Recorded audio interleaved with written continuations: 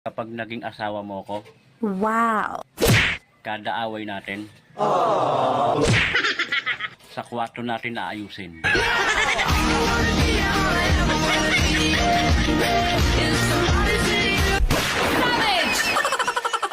Ang ina ay ilaw ng tahanan at ang ama ay haligi ng tahanan.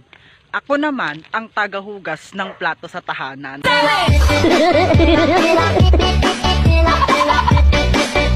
Tatlong madaling paraan para pumanaw kaagad.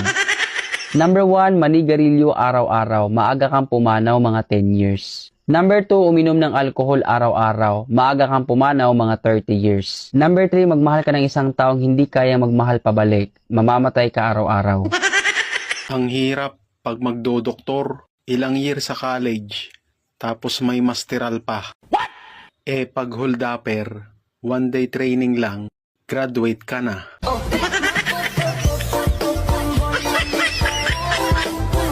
Sabi nila, always choose to love yourself. Wow! Oo naman.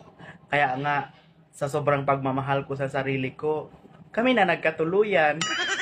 Going strong na nga kami. Malapit na rin kami kasama sa mental.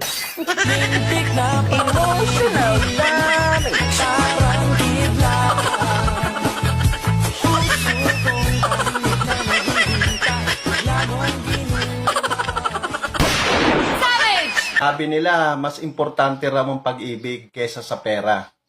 Bakit? Nasubukan mo na bang bayaran yung kuryente at tubig ng yakap at halik?